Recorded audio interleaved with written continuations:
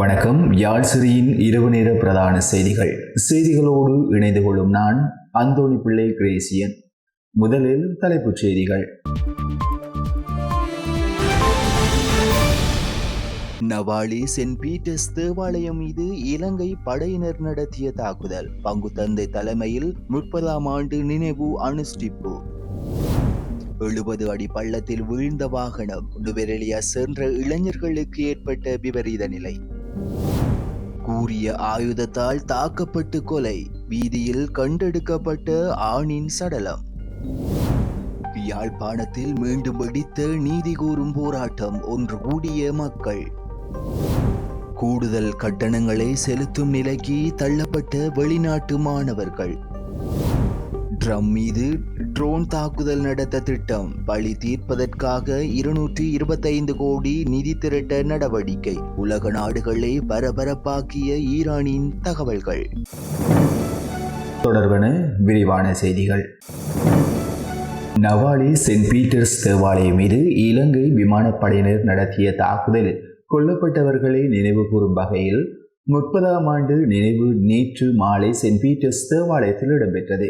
இலங்கையில் உள்நாட்டு போர் இடம்பெற்ற காலப்பகுதியில் 1995ஆம் ஆண்டு ஜூலை மாதம் 9ஆம் தேதி யாழ்ப்பாணம் நவாலி சென்ட் பீட்டர்ஸ் தேவாலயம் மற்றும் நவாலி ஸ்ரீ கதிர்காம முருகன் ஆலயத்திலும் இடம்பெயர்ந்து தங்கியிருந்த பொதுமக்கள் மீது இலங்கை விமானப்படையினரின் 3 விமானங்கள் தொடர் தாக்குதலை மேற்கொண்டது. இந்த தாக்குதலில் 135க்கும் மேற்பட்ட அப்பாவி பொதுமக்கள் உயிரிழந்துள்ளனர். இந்த கொடூர தாக்குதலின் 30ஆம் ஆண்டு நினைவு நாளை முன்னிட்டு நேற்று சென்ட் பீட்டர்ஸ் தேவாலயத்தின் பங்கு தந்தை தலைமையில் வழிபாடுகள் நடைபெற்றதுடன் உயிரிழந்தவர்களின் உறவினர்கள் மற்றும் பொதுமக்கள் உயிரிழந்தவர்களுக்கு அஞ்சலி செலுத்தினர்.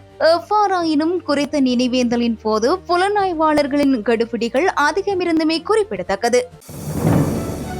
மாத்தறையிலிருந்து நுவரெலியா நோக்கி பயணித்த இளைஞர்கள் குழுவை ஏற்றி சென்ற வேனொன்று வீதியை விட்டு விலகியதில் 70 அடி பள்ளத்தில் வீழ்ந்து விபத்துக்குள்ளாகியுள்ளது. இன்று காலை மாத்தறையிலிருந்து நுவரெலியா நோக்கி பயணித்த வேன் ஹட்டன் நுவரெலியா பிரதான வீதியின் நானோயா டெஸ்போர்ட் தோட்ட பகுதியில் அதிகாலை 5 மணி அளவில் இந்த விபத்து நிகழ்ந்துள்ளது. இந்த விபத்தின் போது வேனில் பயணம் செய்த 8 பேர் பலத்த காயங்களுக்குள்ளாகிய நிலையில் நுவரெலியா மாவட்ட பொது மருத்துவமனையில் அனுமதிக்கப்பட்டு சிகிச்சை பெற்று வருவதாக நானோயா காவல்துறை தெரிவித்துள்ளது. இந்த விபத்து குறித்து முதல்கட்ட விசாரணையின் மூலம் வேன் சாரதிக்கு வாகனத்தில் செலுத்தும் போது ஏற்பட்ட தூக்க கலக்கத்தின் காரணமாகவே வாகனம் வீதியை விட்டு விலகி பள்ளத்தில் வீழ்ந்துள்ளமை தெரிய வந்துள்ளது. இவ்வாறு இருப்பினும் குறித்த விபத்தில் உயிர் சேதங்கள் ஏதும் ஏற்படவில்லை. இந்த சம்பவம் தொடர்பாக மேலதிக விசாரணைகளை நானோயா காவல்துறையினர் மேற்கொண்டு வருகின்றனர்.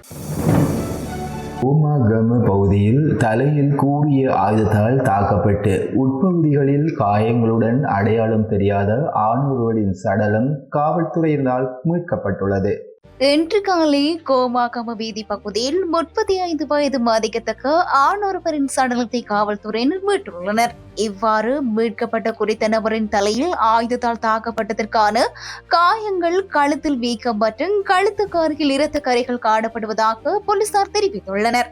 மேலும் குறித்த நபரை வேறொரு இடத்தில் கொலை செய்த பின் உடலை எடுத்து வந்து கோமாகம கிளை வீதியில் வீசிவிட்டு சென்றிருக்கலாம் என்று காவல்துறையினர் சந்தேகம் வெளியிட்டுள்ளனர். இந்த சம்பவம் தொடர்பிலான முதல்கட்ட விசாரணைகளை நுகேகொட காவல்துறை பிரிவின் குற்றப்புலனாய்வு அதிகாரிகள் ஆரம்பித்துள்ளதுடன் மேலதிக விசாரணைகளை கோமாகம தலைமையக காவல்துறையினர் முன்னெடுத்துள்ளனர்.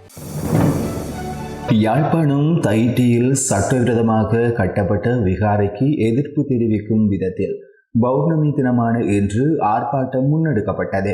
யாழ் தையிட்டியில் பொதுமக்களின் காணிகளில் சட்டவிரோதமாக அமைக்கப்பட்டுள்ள விகாரைக்கு எதிர்ப்பை தெரிவித்து போராட்டங்கள் முன்னெடுக்கப்பட்டு வருகின்றது. இந்த நிலையில் பௌர்ணமி தினமான இன்றும் வியாழக்கிழமை விகாரையை அகற்றப்பட்டு காணிகள் உரிமையாளர்களிடம் ஒப்படைக்கப்பட வேண்டும் என வலியுறுத்தி காலை ஆரம்பிக்கப்பட்ட ஆர்ப்பாட்டம் மாலை 6 மணி வரை இடம்பெற்றுள்ளது. குறித்த ஆர்ப்பாட்டத்தில் காணி உரிமையாளர்கள் தமிழ் தேசிய மக்கள் முன்னணியின் முன்னாள் பாராளுமன்ற உறுப்பினர் சி கஜேந்திரன், சமத்துவ கட்சியின் முன்னாள் பாராளுமன்ற உறுப்பினர் மு சந்திரகுமார், சட்டத்தரணி காண்டீபன், பிரதேச சபை உறுப்பினர்கள் ஆகியோர் கலந்து கொண்டிருந்தமை குறிப்பிடத்தக்கது. அடுத்து சர்வதேச செய்திகள். அமெரிக்க அரசாங்கம் தனது நாட்டின் விசா நிபந்தனைகள் மற்றும் கட்டுப்பாடுகளை தீவிரப்படுத்தியுள்ள நிலையில் விசா பெற்றுக்கொள்வதற்கான கட்டணத்தில் மாற்றம் செய்துள்ளது.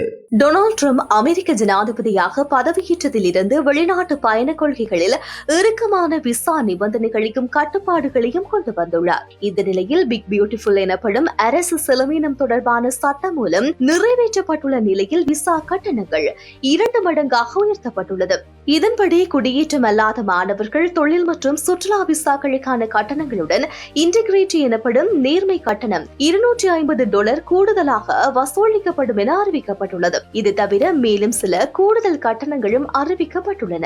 இந்த புதிய திருத்தப்பட்ட கட்டண முறையானது 2026 நடைமுறைக்கு வரும் என தெரிவிக்கப்பட்டுள்ளது. இந்த நடைமுறை அனைத்து நாடுகளுக்கும் பொருந்தும் எனவும், இந்த கூடுதல் கட்டண நிபந்தனைகளின் அடிப்படையில் நாடு திரும்பும் போது மீள தரப்படும் எனவும் குறிப்பிடப்பட்டுள்ளது.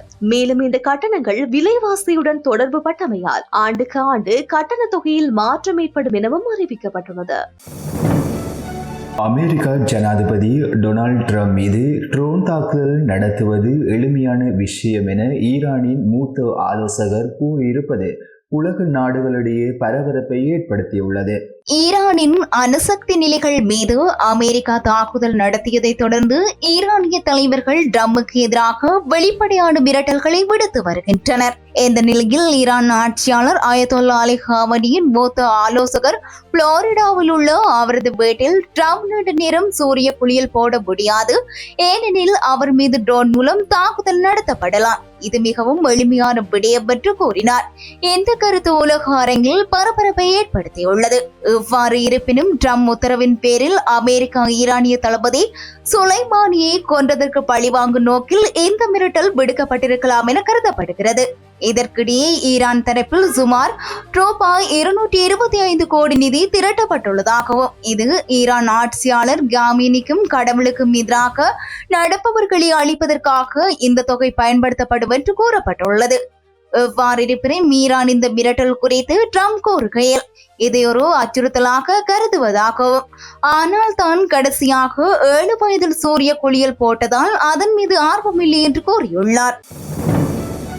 இத்துடன் யாழ்சிரியின் இரவு நேர பிரதான செய்திகள் நிறைவடைகின்றது. உடனுக்குடன் செய்திகளை அறிந்து கொள்ள யாழ்சிரி மீடியா இணையதளத்துக்கு பிரவேசியுங்கள். நன்றி, வணக்கம்.